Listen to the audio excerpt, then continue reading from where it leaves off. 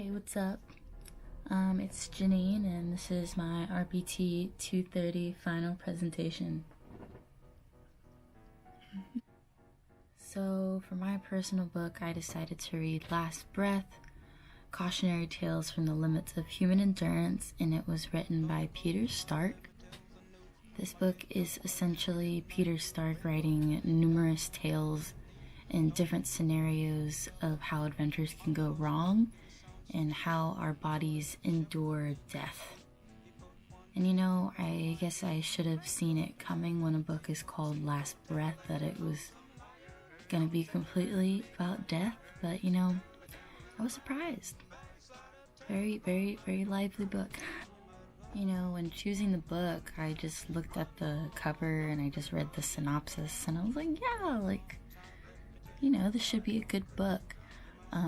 There's a quote on the front of the book that says, "Unput-downable stories of outdoor catastrophe and death, carefully and vividly told, they make us unexpectedly happy to be alive."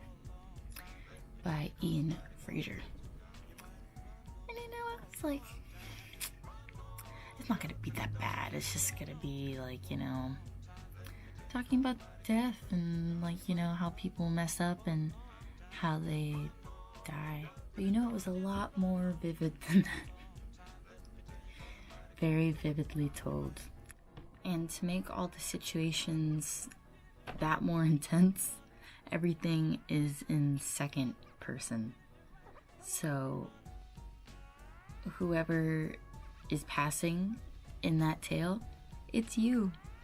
All the details are about you. Very personal book. Very, very personal book. For this book, partially I read it and partially I listened through an audiobook when I was commuting. And quite frankly, the matter of the narrator, which is Peter Stark narrating his own book, just the fact that he is so monotone during the death scenes, it just makes it 10 times more eerie. You claw off your shell and pile sweater and fling them away. But then, in a final moment of clarity, you realize that there's no stove, no cabin, no friends.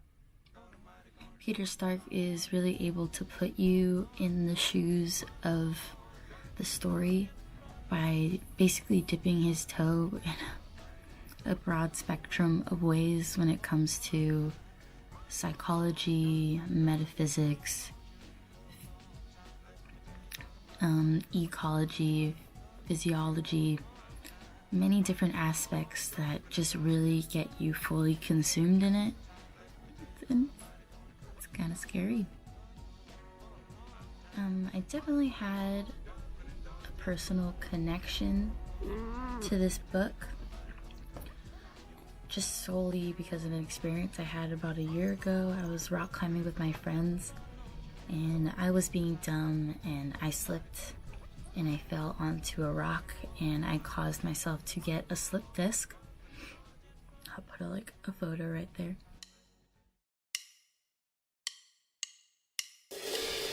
And when that situation happened, I remember just having a total outer body experience, from falling to actually hitting the rock to staying down, trying to gain feeling in my legs again and getting back up. Just so many thoughts are going through your head because there's so much adrenaline, you're so nervous. All that adrenaline, you don't really know what's hurt or what's okay. And reading this book kind of triggered those memories again, and it kind of kept me engaged because I was like, when relating Last Breath to the other literature that was incorporated in this class, I would definitely say there was more of a relationship between Last Breath and The Long Walk than there was with Last Breath and Wild, just solely because personally I don't believe that Cheryl went through any life-threatening situations when she was physically on the PCT.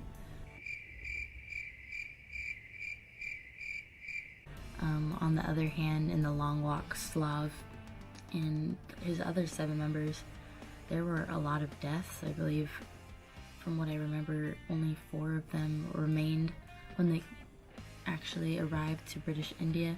So there was a lot of deaths in that book, as there is a lot of deaths in Last Breath.